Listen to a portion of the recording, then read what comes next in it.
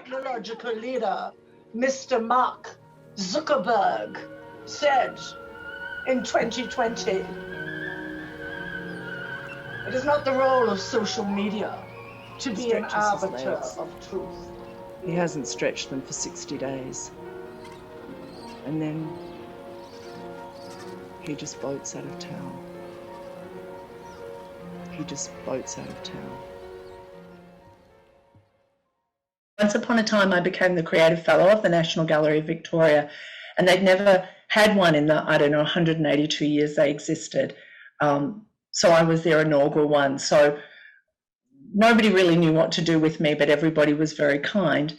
And I ended up in Norway, sitting in front of one of my favourite artists in the entire world, Edvard Munch. Obviously, he wasn't there, but his paintings were.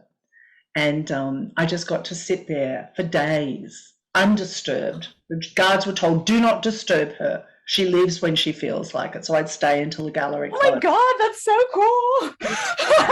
Do not disturb her.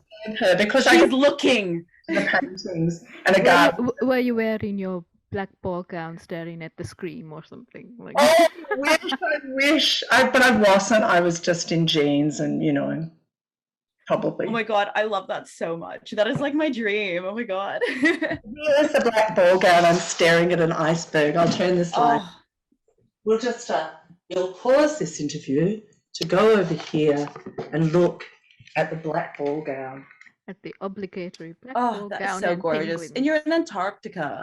That's ridiculous. It was so crazy. Anyway, in one of his most famous works is a big fat red blob. And it's called the Three Stages of Women.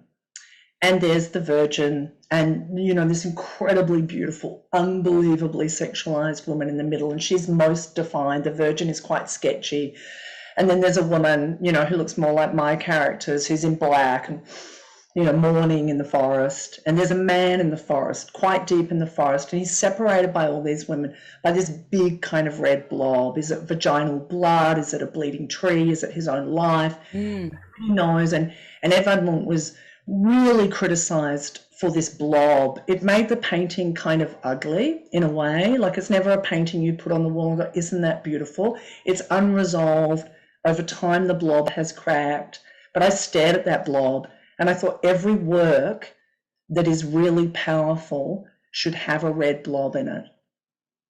So I try to create a red blob in all of my works. Yeah. Jeremy Harris tweeted the other week that there is like there's a lack of beauty in like society in general these days, and I think that is because marketing has kind of taken over as this other art form that's become so rampant, and everything is like content. And so it's like, what is art? What is content? And there's now all these artists are now kind of creating content instead of maybe thinking of things in a not in a more traditional sense, but in a way that's like outside of like commerce.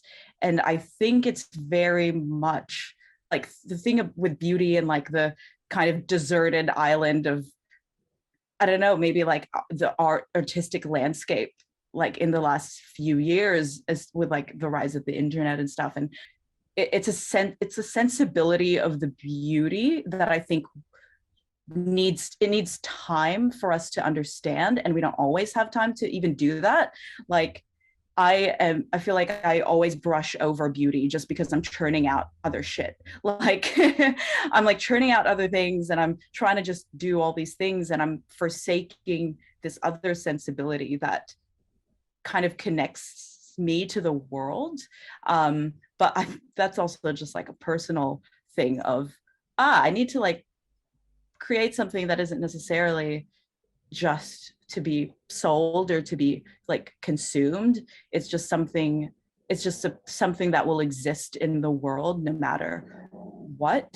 And I think that's a massive thing for me at the moment, is just navigating that, because I've made everything I make is, to be seen, which is, it's a business. Of course, it's how it works. But I think it's really like, it has started to suffocate me in the last couple of years, which is why I have just been so confused in general about like what I'm doing, and I'm churning out really different things and trying a lot of different things because I'm trying to find a way out of that rut.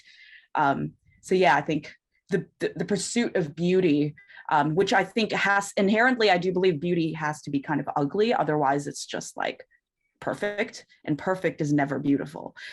So it's like, I feel like this pursuit of beauty is something that I'm still moving towards because I don't understand it within myself quite yet. I do think that beauty is not polite. It's and you know, we have a saying in the company, whenever we get the people on stage, we always gather together as artists beforehand, and I give a rousing speech about why we're there and what we're doing.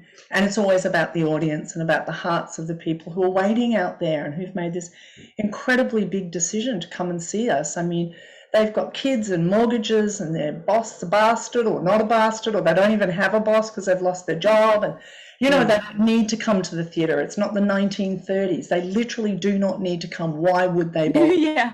And there they are. They've actually paid money. They've got into a car or on a bus, and they're there. And, you know, their hearts are waiting for something because they've made a big effort. You're not even feeding them, you know.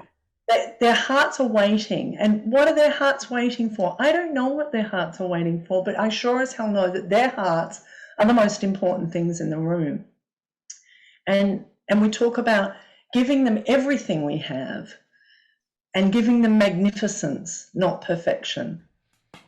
I make 15 ad variations for Facebook and another 4 for Google. I haven't had a poetic thought in months. For a while, the promise of loungewear stirred me, but it lost its appeal the moment ASOS put a mini skirt in its loungewear edit. There's nothing sacred anymore.